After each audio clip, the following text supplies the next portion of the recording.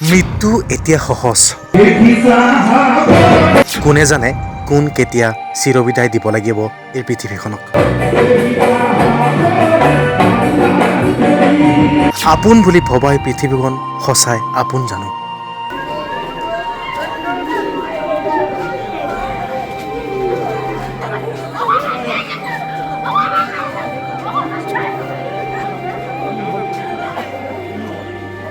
সমগ্ৰ ৰাজ্যতে বিহুৰ আনন্দ উল্লাস। তাৰ মাজতে এটা দুখ খবৰ, কণ্ঠশিল্পী ৰাজীৱ শদিয়া আৰু নাই।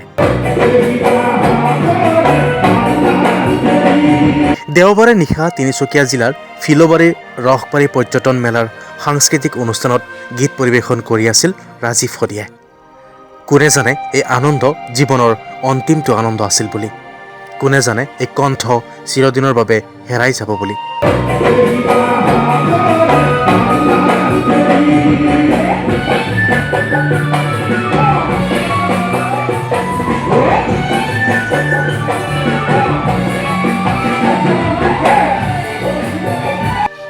অনুষ্ঠান আৰম্ভ হৈছিলহে মাত্ৰ।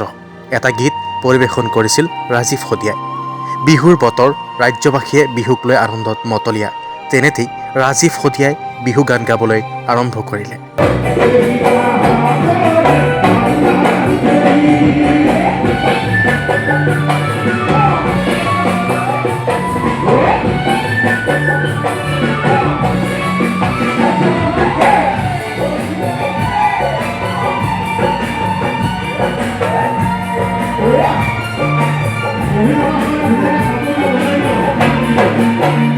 বিহুৰ বতৰত এফাকি বিহুগীত গায়েই মঞ্চত ঢলি পৰে ৰাজীৱ শদিয়া।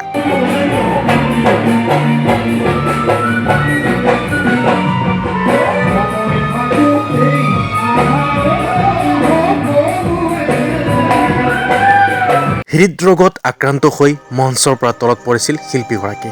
ততাতৈয়াকৈ ডিব্ৰুগড়ৰ অসম চিকিৎসা মহাবিদ্যালয়ত ভৰ্তি কৰোৱা হৈছিল। চিকিৎসাধীন ৰাজীৱ শদিয়াই সোমবাৰে অৱশেষত মৃত্যুৰ ওচৰত হাৰ মানিলে।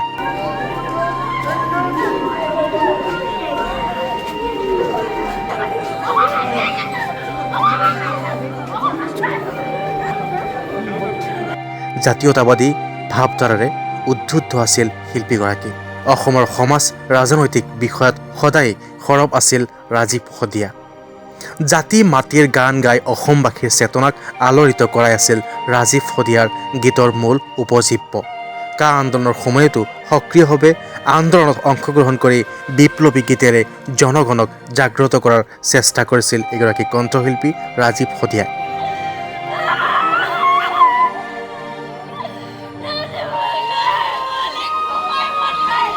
বিপ্লৱী কণ্ঠশিল্পীগৰাকীৰ বিয়োগত এতিয়া শোকস্তব্ধ হৈ পৰিছে ৰাজ্যবাসী।